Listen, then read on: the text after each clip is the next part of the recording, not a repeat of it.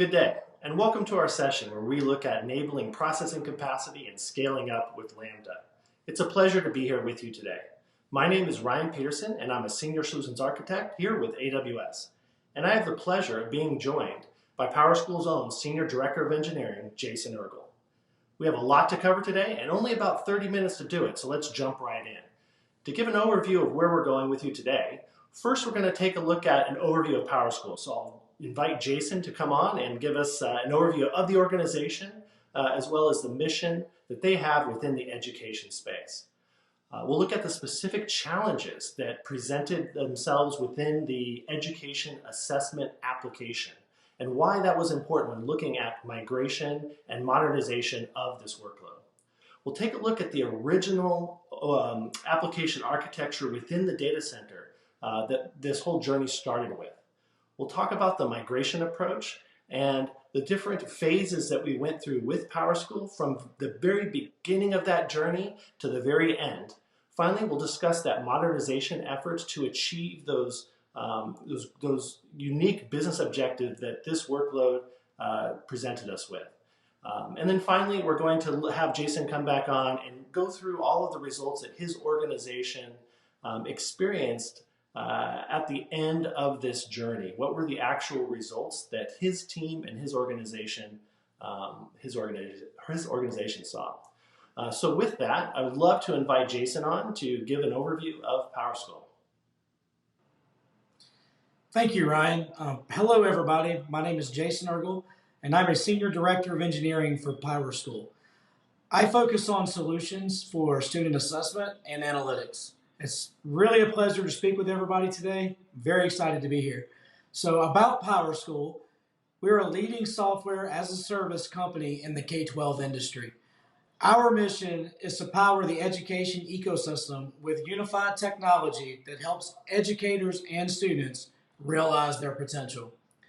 A few facts about PowerSchool is it was started as the first online student information system over 20 years ago. We grew to become the largest provider in the U.S., and we are now in over 80 countries. With the popularity of our flagship student information system called PowerSchool SIS, we started to create integrated solutions to cover other aspects of K-12 like enrollment, staff management, budgeting solutions, and of particular interest today, student assessment. So what are assessment solutions? Assessment solutions are simply the tools we use to deliver assessments, both online and offline paper-based assessments to students. I bet that many of you in the audience probably became quite familiar with different online assessment tools over the past year during COVID school closures.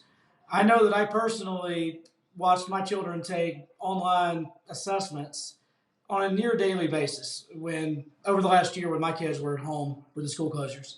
So there's different types of assessments though, and what I'm talking about with my kids on a weekly basis, these are classroom-based assessments online. The type of assessments that we're talking about today are called benchmark assessments. And benchmark assessments, these are the large assessments, and they're large-scale standardized tests that are used to track progress at the grade level, a school level, a district level, or even across an entire state, or a collection of states even. So these large benchmark tests, as you might imagine, they require specific solutions. So Performance Matters Scan is a paper-based benchmark testing solution, and you may ask, in a digital world, why is paper-based assessment still a big deal? Well, it is a big deal, and there's several reasons why that is the case. So for some school districts, it is about matching their state and national standardized tests. Many tests have been moved to online, but not all have. Some of the standardized tests that are in use are still paper-based, and the schools still have to support paper-based testing to support those tests. Student equity is also a key driver. Not all students have the same level of access to technology, and there can be socioeconomic disadvantage created for those students by forcing them completely online. And a final but very important point to consider is cost and infrastructure. For having a smooth online testing experience for benchmarks. The benchmark test windows are small, and meaning elapsed time, and there are a lot of testing happening in that small window. To do that seamlessly requires a big investment in network infrastructure for the schools and devices to take the test on for the kids and technical personnel to deliver and support these tests. And not every school district has the resources to pull off a smooth online benchmark testing experience. And for them, they fall back on paper. It's easier, more cost effective. So, Performance Matters Scan, let's talk a little bit about the architecture. It was originally designed for a data center. And the data center design that you can see here in this slide, it started with the users, which in our case were students or staff members for the students. They would transmit the scan forms that we had on the last slide back to Performance Matters, where they would end up on our FTP server. Once the files were on the FTP server, they'd be relocated to a network attached storage device. And from the NAS, we had an application called the Switchboard Monitor. The Switchboard Monitor was actively monitoring the NASs, and you can think of it as a state machine that would marshal the scans through our pipeline. And there were several stages that the scans went through, such as unzipping and then pre-processing and validation. And finally, the secret sauce of our application is the scan engine servers. And with the scan engine, as shown here, that is an application that it uses computer vision techniques, the OCR processing of the scans to interpret what the students filled out with their pen on with their pencil on the paper, automatically score the test, and then load the data into a reporting engine, which was interfaced by a MySQL database on our side. So the scan engines that you can see right here, there's a lot. I think when we first did the migration to AWS, we had a little over 300 scan engines defined in our data center, and these are all individual servers, and that was required to meet parallel processing demand. So that was the architecture that we were coming from, and there were several issues with scaling this architecture as we grew our customer base dramatically. One thing that we had to do several times a year was we had to go through and try to forecast our load. This is a totally inelastic architecture. There was no auto scaling. We would have to go through and sit down with our sales team and try to project our usage for the coming several months. And what we have here on this slide, we have basically the stages we went through from planning to execution to being done with having new capacity in the data center. And by capacity, I mean not just compute for the scan engine servers, but also storage for the NAS, as well as vertical scale for the database server or the other applications like Switchboard service that were single points of failure in that, to make sure they had the capacity that we needed. So from the time we started with developing estimates, and then we ordered the hardware. We found when the hardware arrived, we sent a team of operations engineers out to the data center to install, configure the hardware, deploy virtual machines to it, and finally we would deploy applications. All in, you're looking at 45 days on average from the time you decided you needed to scale up to the time when you actually were scaled up. So we knew for a fact that we wanted to have a more elastic experience with scaling, and we worked with AWS to make this happen. With that being said, I'd like to hand it back over to Ryan now and let Ryan talk a little bit about the strategy we took with the migration for AWS and how we use those services to really improve our product. Great. Thank you for that overview, Jason. It's always fantastic to see a review of kind of what the starting point was and where we began this journey. So I'd like to discuss the migration approach and why PowerSchool and a lot of other organizations decide to migrate to AWS. There was a recent study released by IDC that took a look at some metrics of many organizations that take a similar journey to PowerSchool. And these are what we found. On average, there's a 31% savings in infrastructure costs across organizations. There's an additional 62% boost in staff productivity. This means that the same resources that were traditionally spent in operational burdens and undifferentiated heavy lifting are now able to focus and concentrate on features and services that have immediate customer value. Due to the automation of security and security as priority zero within AWS, many organizations see a reduction in security incidents. On average, that's 43%. This means that as organizations increase their security posture within AWS, they're spending less time worrying about security incidents and firefighting when they do occur. So they're increasing that security posture and also increasing their productivity by not needing to react to those incidents when they do occur. Due to the combination of these factors, organizations on average see about a 3x increase in the amount of features delivered within their products each year.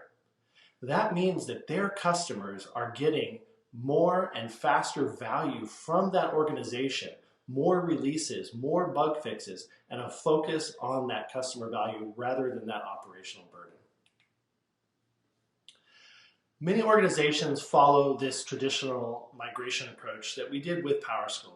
And the reason that we did this in this three-phase model was that we wanted to reduce the timeline for migration and make sure that PowerSchool wasn't paying for a data center and an AWS infrastructure at the same time.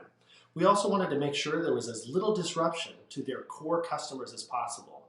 It was simply not an option to have school districts and students not able to process those assessments and get those results back. Learning could not stop, and PowerSchool's always believed that. We wanted to make sure that we supported that within AWS.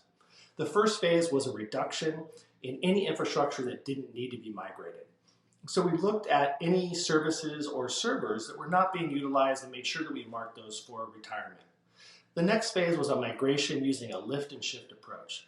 This was to accelerate the journey from the data center to AWS and reduce that time as much as possible. This meant mapping compute instances and servers that were in the data center to EC2 instances within AWS, and doing so with as little effort from the engineering and application teams as possible so we could move everything quickly. The final phase, once we were in AWS, we had access to many other services and many other tools. And that's when the application modernization could take. And we're going to dive into some details of what that end modernized application architecture looked like.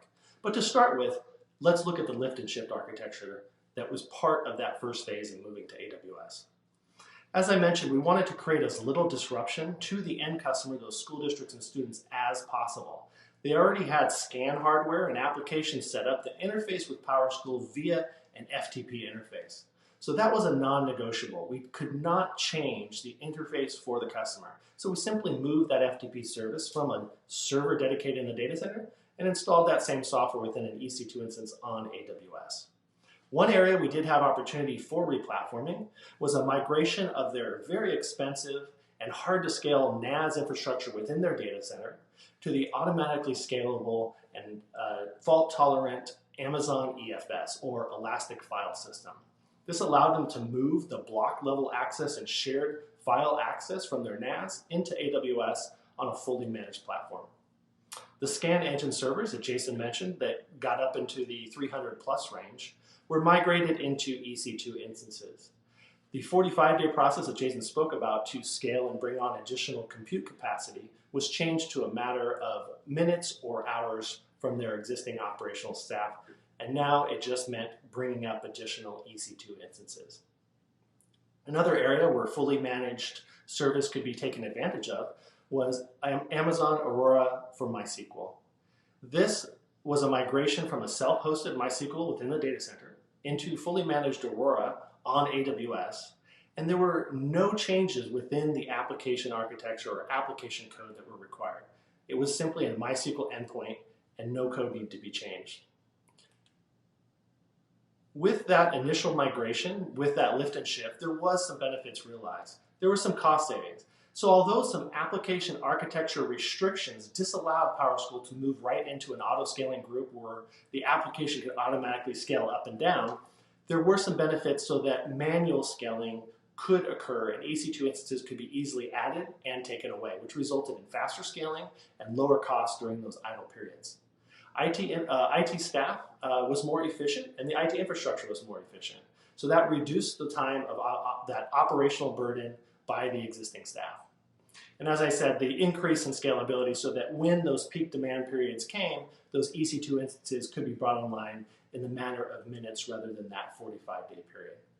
So while that was a good start, it certainly did not meet the end goal and the end objectives that PowerSchool had with this application migration and modernization efforts.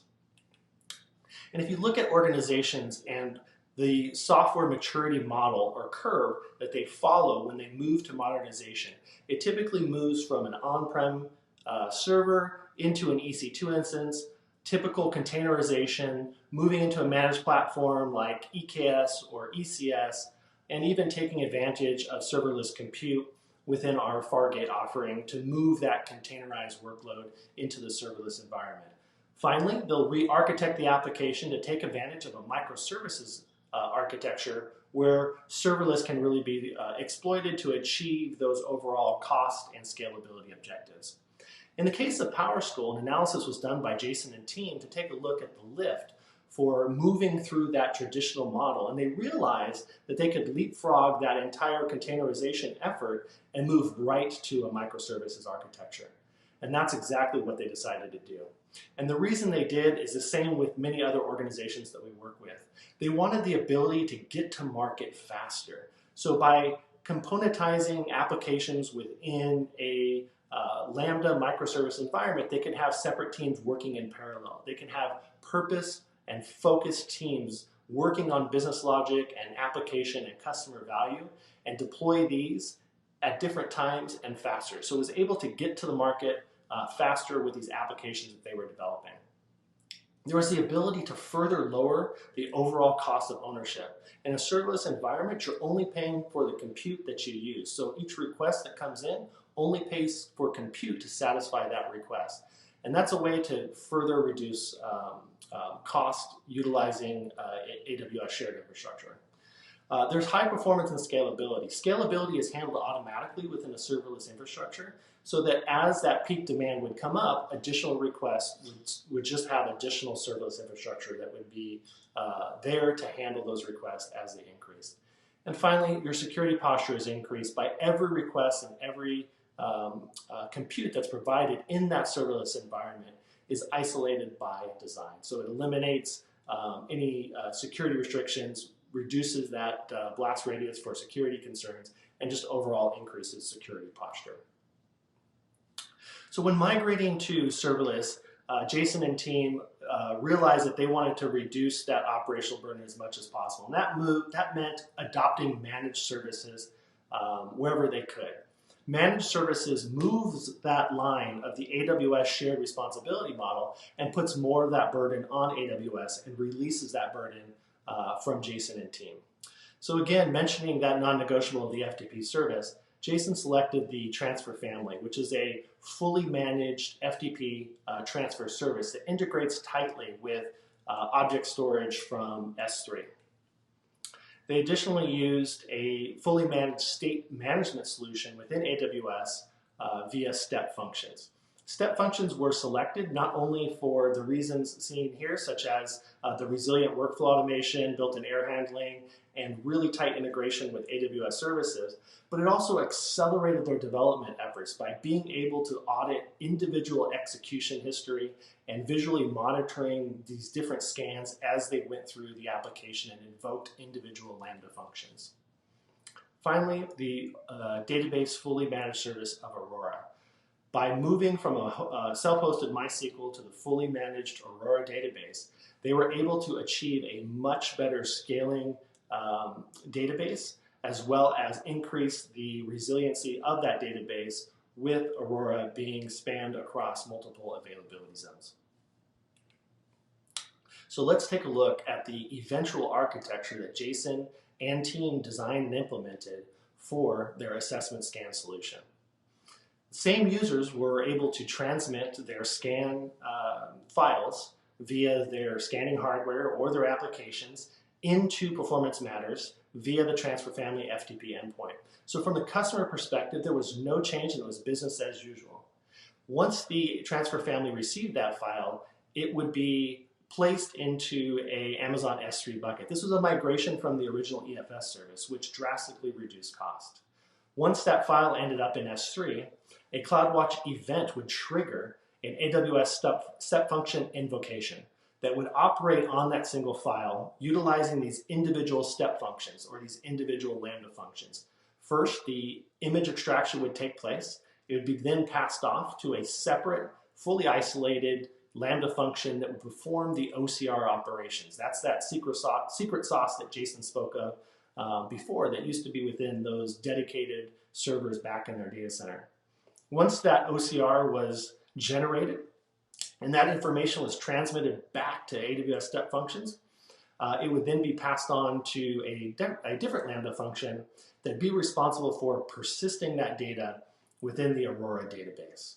So previously, all these functions would be running within a dedicated server, and these were now operating independently in a fully isolated serverless Lambda function. That's the overall architecture. Many benefits arose from that, but I'd like to pass it back off to Jason, who can iterate through all the advantages and the end results and benefits realized by PowerSchool. Thank you, Ryan. It's very difficult to overstate the benefits we achieved from this design. This migration to this serverless architecture really did allow us to have our cake and eat it too from a design perspective. As I mentioned earlier, benchmark assessment, the load is extremely bursty.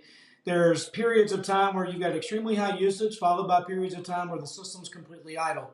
In fact, most of the time the system was nearly idle. There's almost no one taking tests at 2 in the morning Eastern Standard Time, for instance. So we were able to reduce cost, and there's a 97% reduction. This is a measured number. The original, once we did the lift and shift, the legacy system cost $28,000 a month to operate, and we reduced that cost down to below $1,000 a month to operate, mainly because of serverless compute. You only pay for the compute when you're using it. When the system's idle, when no one's using it, or it's just low load, it's essentially free to operate. There's no cost associated with that. There's cost associated with having hundreds of servers up in a non-serverless environment, even if they're not being heavily used. So the other real big cost driver was when we migrated from EFS to S3 for the storage backend. So S3 itself, much more cost effective to store the files, but we took the time to properly define lifecycle policies and use Glacier for archiving. So we took the files that, again, we had multiple sets of each file, multiple copies of each file, depending on exactly what stage it was in. And each one of those copies had some life cycle by our contracts that we had to maintain the data for. We've just fully automated all that. It was very easy to automate it using lifecycle policies for S3. So now we're only paying for the storage that we have to have by our contracts. With the EFS, we had to constantly remove data to try to keep our costs down. This was a manual process of archiving data, etc. So yes, we really did reduce our costs by about 97%. It's a small fraction to operate this product now of what it was when it was first moved to AWS, and also increased scalability. As I mentioned, our customers were growing at a pretty large clip every year because of the quality of our software. So supporting those customers becomes an issue when we had to do multiple times a year. We had to sit down and try to project usage and try to over provision to make sure we didn't have performance problems. Well, we went from being able to process roughly 600 scans in parallel per minute to being able to process thousands and thousands per region per minute using Lambdas. There's a couple of reasons for that. One is, of course, you can have the Lambda scale automatically to several thousand per region, but also what we found, which is kind of surprising, is that the execution time for the old EC2 based processing was around 30 seconds per image, it actually dropped down to about 12 seconds when we were in the comparable Lambda. So we actually were able to process much faster and had nearly unlimited parallel processing capability. And one other thing that's not clear here is benchmark testing. This is a business critical service that we provide for our customers. It's extremely important to them. They have a very small time window to get it done in. There's contracts that they have that dictate that the benchmark testing has to happen, etc. So it has to be highly available. And the old architecture you saw earlier, there were multiple single points of failure in that architecture, multiple things that could break and cause an outage. And we removed those, and our new design was highly available, which was actually the main driver we wanted to achieve. And that becomes automatically achieved in a serverless architecture, high availability. And finally, an optimization of resources. And what we mean by that is, I had a team of operations engineers that part of their job was to provision these servers. Part of their job was to maintain the databases, was to go through and every few months try to prune out data to free up space on our network attached storage. It's very just, tedious, time consuming process of maintaining the infrastructure. And we were able to completely remove all of those tasks. And now those engineers spend their time doing much more enjoyable things like planning for our infrastructure, doing automation, and setting up advanced monitoring of our application. So that's hard to quantify, the cost savings that we have from no longer having to manage these hosted applications ourselves. But it's very real, and it made a big impact on our budget and the day-to-day operation of the team. So with that being said, I'm going to hand it back to Ryan now. Thank you, Jason. It's so wonderful to see the end result of this journey, and it was a pleasure to take it with you. But what really stands out for me is that PowerSchool was able to not only increase their scalability and performance, but as you saw, as Jason pointed out, a 97% reduction in cost savings. And that's savings that then can be used to work on further development, creating additional features that are really focused on PowerSchool's mission, and that is improving student outcomes. So it was a great project to be a part of, and so thank you, Jason, for coming on today and sharing that experience with you. And thank you, everybody, for attending today and spending time with us during this session. I would like to ask everybody to take just a minute to go ahead and complete the session survey. This is the mechanism that we use to constantly improve this content for you to make sure that you're getting better value on a continuous basis. So if you can take just a few minutes to answer a few sessions or a few questions for the sessions, it would be greatly appreciated. So thank you, everybody, for attending today, and thank you, Jason and the PowerSchool team, for coming on and sharing your journey with us.